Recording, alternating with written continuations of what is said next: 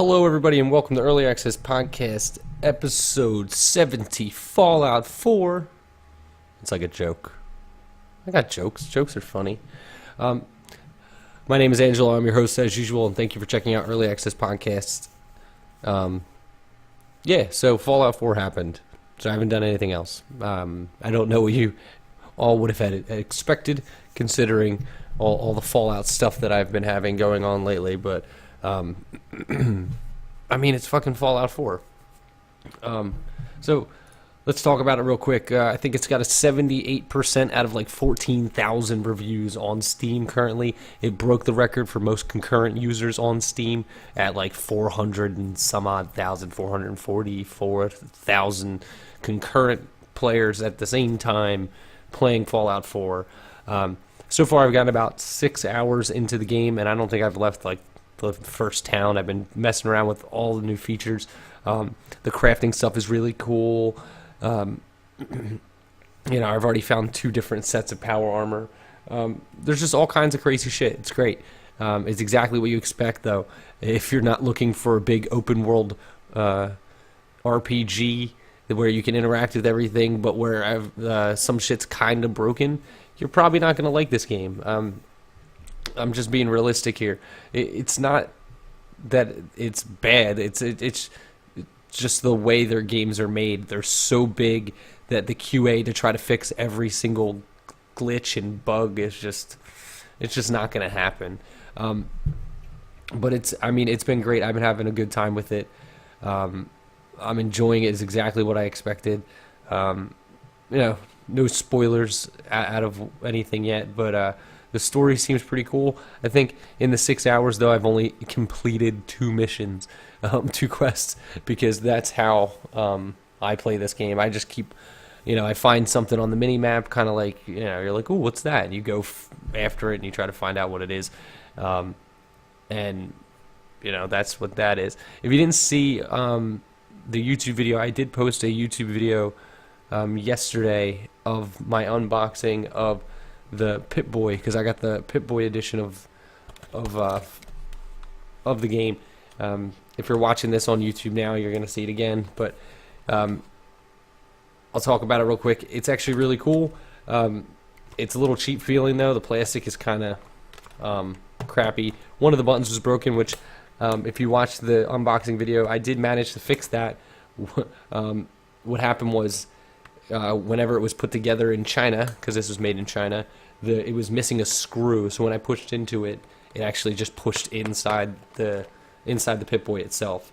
It's a really cool display piece, and that's about it. It's not very practical in the terms of actually trying to use it as a second screen experience.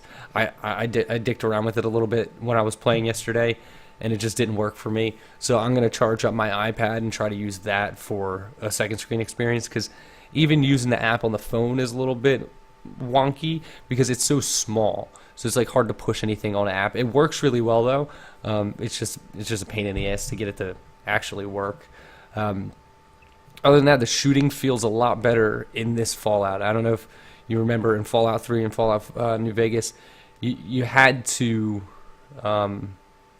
You had to rely on the VAT system, which was kind of a pain in the ass. But in this one, it seems like they've done better with the actual first-person shooting aspect of it. It feels better. You can actually shoot things, which is pretty good. So that's a cool thing that they did. The weapon customization, now that I've actually gotten into it, is really deep. You can break down items to basically upgrade all your weapons. Any weapon has options for upgrades, and from increasing damage to range to accuracy, typical things that you would upgrade on the gun. But it changes the appearance. Does the same thing with your power armor. Your power armor can be upgraded in a similar way. You can actually change the paint job and everything. I'm gonna try to use the Windows 10 Xbox app to play for my PC, to try to do a first look of it, do like a little gameplay later on, see if I can get that to work, if it's not too bad with like latency or anything like that, because it is streaming to the PC from the Xbox, so I don't know how well that would go with as far as trying to put it out for like a live stream, but I might be able to just capture the video and it'll probably be fine. Plus, I can be able to play Fallout with my Fallout controller. Other than that, I don't know. There's just, for me, it's just like a nostalgia thing. I love these kind of games. I have a soft spot for Fallout, and yeah, I just personally really enjoy this game. So one other bit of Fallout news. I wish this picture was a little bit bigger. So yesterday on the 10th, well, technically it's today, but they also released, in conjunction with Target, Nuka Cola Quantum, which was a blue soda. It's an in-game item that if you've played Fallout, you've seen it before. Now, they struck a deal with Target, and they sold this exclusively in Target. It was a limited item. I think they were $2.99, and every Target got either 1 or 2 cases that were sold individually. So it was either 12 or 24, depending on, I think, the size of the Target itself. It was made by Jones Soda. If you've ever heard of Jones Soda Company, they make really good sodas, but they also do really weird sodas. I used to collect them, and I remember one year I got a holiday gift set, which was like a gravy soda and a cranberry soda and a turkey soda. It was supposed to be for Thanksgiving, so they do stuff like that. They make very, I guess craft is the word that you would use, craft sodas, and they're usually pretty good. Even some of the weird ones are pretty good. From what I understand, though, this soda is great. However, the problem that that has been brought up since they came out was Target just dropped the ball when it came to releasing this item. So what happened was, according to several users on Reddit and other forums, they were arriving at Target stores first thing in the morning to find out that they had already sold out of these items. And other users had come across people purchasing all of the soda in front of them. So what had happened was, this has been reported from multiple people, Target wasn't enforcing any limits to the soda, and on top of that, they also were maybe not allowing, but didn't stop employees from purchasing the soda. Now, I did some like, yeah, I guess journalism, and I contacted a Target and spoke to a manager in my area. So what I found out was that wasn't supposed to be the case. According to this manager, every Target about a month ago, when this was announced, received a letter of basically a press release, to let them know exactly how to handle the sale of this item. And from what I was told was that they were supposed to limit the sodas to 1 per person, that no employee was allowed to purchase them, and no immediate family of the employee were allowed to purchase it either. So what happened was, apparently this didn't happen across the board. So now a lot of these have ended up on eBay, and we're gonna go take a look real quick on eBay and see if there's still Fallout 4 Quantum. Yeah, I mean, they're on eBay right now selling for, I'm not even talking about just like they're not just up there for this price.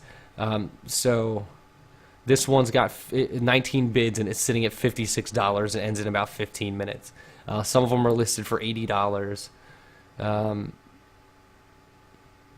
Some of them, yeah, $70, $100.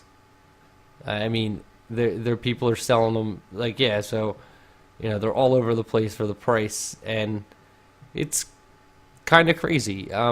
So and there's 405 listings. It doesn't even show you how many have sold. That's a lot of these sodas being sold online, and this is a day out, so who knows how many of these have already sold. Actually, we can see completed listings. So 437 have already sold. $50, 65, 66, 102, 71, 50, 112. You know, this is a $3 soda that is going for $100, and there's people with like pictures of them with 6 of them. You know, people with multiples. Target really dropped the ball on this. Another problem I saw with the way it was handled was the fact that it was put on the front page of the circular for this week. So with Fallout 4 coming out, Fallout 4 was obviously on the cover of the circular, but they also put the soda on the cover. I think that was the wrong way to go about it. I feel like with the limited quantities that they had no need to draw attention to it, because also from what I understand, a lot of people weren't even coming in to get the game because you can always buy it later. So they were just going for that specific item, and by putting it on the front page of the circular, it basically telegraphed it to everybody. You know, every stupid person that goes out and buys up limited edition stuff just for resale. All it did was bring it to the attention of more of those kinds of people. So what happened was, you know, now you have 1,000 bottles or more being sold on, being sold on eBay, and you know it's about 83 stores worth of Targets. And let's see, how many Targets are there? How many Target stores? Yeah, okay, so it's about 100 Target stores. There's 1,800 stores in the United States. So, I mean, I guess it's really not too many of the bottles. You know, it's only 1,000 of what would be, let's do some more quick math. So we'll just average it out and say that they all got 21,000 bottles. I have to imagine like a lot of it's people are still holding on to as it just gets rarer. I don't know. I guess it's not nearly as many as I thought it was. I still think it was a shitty way for them to go about it, though. You know, I tried every Target in my area, and I had no luck getting them either. So it is what it is. But I feel like a percentage of them that was a little bit higher than necessary ended up in the hands of the wrong people, and you know, and now there's a secondary market for something that should be a collector's item sitting on somebody's shelf. But what are you gonna do, right? All right, so I don't want you playing. Stop playing things. All right, so I think that's enough Fallout news. Other than that, I haven't really played anything. Fallout 4 is taking up most of my time. I will get some of the game Destiny in, which is an early access game. I will get that video up by the end of the week, and then I'm also in the process of trying to get a couple other Steam keys for a couple other games. So trying to get that in the works, and I'm still trying to set up interviews for the future going forward. All right, so the other big thing though that happened yesterday, besides Fallout 4 coming out, is all the Steam hardware launched yesterday. So the Steam controller, the Steam Link, and Steam machines all launched yesterday. So currently you can get the Steam controller for $50. It's a weird dual trackpad controller. Kind of looks similar to an Xbox controller, but it's only got one analog stick instead of a D-pad, where that would be, and then where it's weird. It's supposed to replace a mouse and keyboard. I've not had my hands on it at all, but from what I understand, it kind of works. People are, you know, hit or miss on it. It's got very positive reviews, but it's only got 391 reviews. So I feel like the people that are reviewing this really wanted it. I feel like if I got my hands on it, I might have a more neutral opinion about it, just because I feel like if I'm sitting in front of my computer, I'm going to use the mouse and keyboard. And the whole point of this, though, is to use it in conjunction with the Steam Link. So the Steam Link is also $50. So to buy them both, it'd be $100. But the Steam Link allows you to broadcast from your PC to your television in up to 1080p, 60 frames per second. It's one of those things that it's really going to depend on latency. Besides, like, I don't know how many people want that. Like, I mean, how many people want that experience? Like, I want to be able to play on my TV the games on my console, on my PC. Usually, your setup at your computer is, better for that gaming experience. But there is some games like, there's like a lot of local co-op games that show up on Steam, and I'd love that opportunity to be able to sit down on the couch with some friends and play. But we'd all need Steam controllers, and it'd be kind of it'd be kind of complicated. And with that comes the Steam Machine, which is their PC console hybrid solution for use with the Steam Link and the Steam controller. And it is the Steam branded Steam Machine that uses the Steam OS. The only problem I have with this is the problem that I think everybody should have with this is the fact that it runs Steam OS. And Steam OS is a Linux-based operating system, which means it doesn't run most games. However, I know they make Steam machines that have Windows 10, so just get that. Like, I would avoid Steam OS. Like, I think it was kind of ignorant of them to go with their own operating system, thinking that they could change the entire market. I understand that they have a stranglehold over the sales end of it, but to think that you're going to change the way developers are making their games is, like I said, ignorant. And that's why most of the companies that are making these these systems are making it so you can choose the Steam OS or a Windows 10 box. But they're reasonably priced for what they are. Dell makes one. It starts at $449. Let's see. Cyber makes one that starts at $499. And Alienware is making one that starts at $449 as well. To give you a little perspective of what you get for $449, though, it's an Intel i3.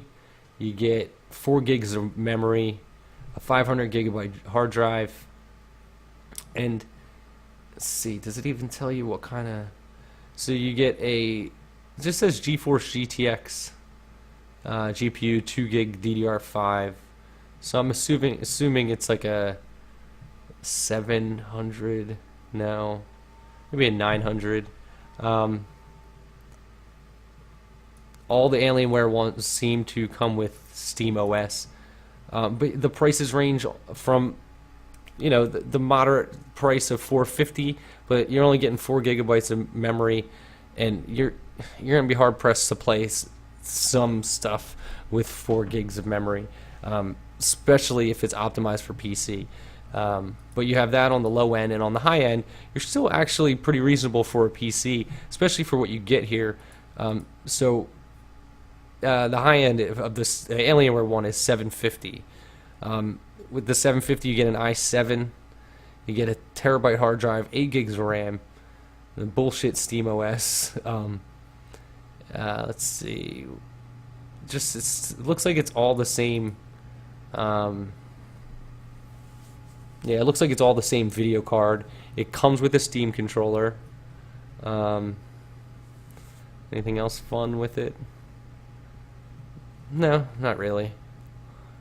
But it's moderately priced. I think for the price range and for what you get, you can actually might actually be a good way for somebody to get into just to break into the PC gaming landscape, because it's one of those things that's always been prohibitive to people, because the idea of building a gaming PC is daunting. It's expensive, especially if you just go online and type in gaming PC.